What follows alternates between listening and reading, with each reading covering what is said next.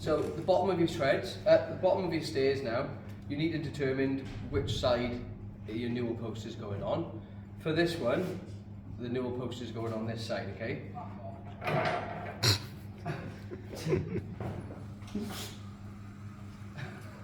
No, you. So the front of our riser always sits in the centre of our newel, okay? So our newel posts are 90 millimeters. So what we need to do is measure 45 millimeters and make a mark, and then at the top 45 millimeters and make a mark, okay? That then, once we strike a line there, that line is our shoulder line that sits against our newel post, okay? So we know now that this section here is going to be our tenon, but we have to router it out first. So what we can do is eliminate some of the waste already, so we can find the finished floor first. So our rise is 200. So to find that, we put our rule, steel rule, to the top of our tread, mark 200. Okay? There's two ways now of finding that there. You can either get a sliding bevel, and off the top of your string, you find the angle of your tread, lock it off, and then when you come back down then, obviously because it's not long enough, we can put a steel rule on, and when it comes to the pencil line, we strike a line, okay? That there is our finished floor level, our ground floor level, so all this is waste.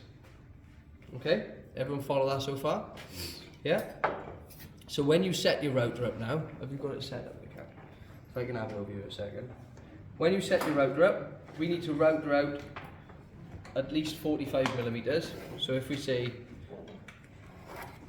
about 50 to 60, just so we've got a good baseline. And now we need to work out where our fence is going to go for this. I don't need to plug it in. Oh, okay. See, lick it before you put it in, make sure it starts. Okay, so same as when you're trying to do a parallel line for a compass. It's the same scenario because your router base is round, okay? So what we'll do is we'll put our blade up to our line, and then we'll make a pencil mark around the base of our router. Then we'll do the same again, but at the top end, and put a line around our router.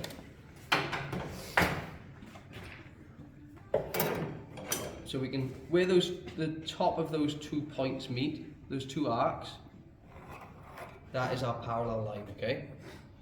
So then, I know one of the students did it yesterday. You can either clamp it, or you can fix it with you can pin a nail in. It's easier to clamp it because you've got adjustment then, okay? So once you've clamped, you then set your router to the depth, and we're going to go to the depth of a mortise chisel, okay? And then we router it out, so that creates your tenon. You can then cut it off at 45 millimeters. You can cut the bottom off, and then you start actually doing your haunch then on your bare face tenon. Okay?